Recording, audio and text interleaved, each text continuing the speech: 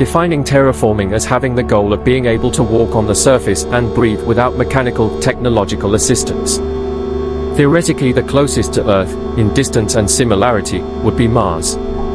As for other telluric, rocky, bodies, Venus, where even lead melts, and Mercury are too hot. Our Moon, like Mercury, has no appreciable atmosphere and the dust is extremely abrasive, in the absence of erosion phenomena, as if it were made of microscopic shards of glass. Mars moons, Phobos and Deimos, are so small that their gravities are dangerously weak.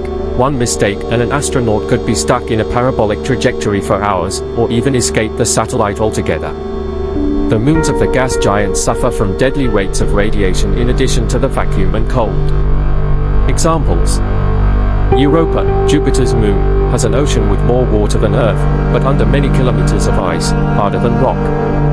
Titan, Saturn's moon, has an atmosphere, even denser than Earth's, but its surface temperature is -179 degrees Celsius and it is so far from the Sun that it is unrealistic for it to be warmed even by the most brutal greenhouse gases. However, we now know that even with advanced biotechnology, e.g., lichens and mosses resistant to cold and low atmospheric pressures, even semi-protected in micro-greenhouses, any attempt at terraforming, even on Mars, would take millennia. Furthermore, the terrain on Mars contains perchlorate, a toxic and highly oxidizing substance that will make any attempt at agriculture unfeasible if it is not completely removed.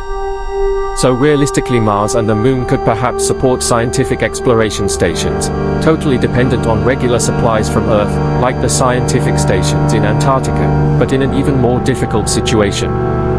The future does not lie on planets where it is so costly to get down and back up, due to their deep, gravity wells, but rather in an economy based on small bodies such as asteroids and small satellites, with mineral exploration chains by machines with artificial intelligence, transformation industries and manufacturing of very high-value products that can only be done in the purest vacuum and in microgravity. Human supervisors close by would have to live in space dwellings, the larger, the better autonomy they can afford, with their own energy generation, certainly from nuclear fusion, artificial gravity, through centrifugal rotation, and completely closed ecological systems. The investment will be very high, although much lower than on planets, and the products that will sustain such economies will have to have a lot, but a lot, of added value and be uniquely capable of being manufactured in space. Some examples: high-performance three-dimensional chips made by atom deposition. Quantum communication, computing and sensing and detection devices. Very high-resistance structural elements, carbon-silicon carbon fibers. Biotechnology experiments lacking very high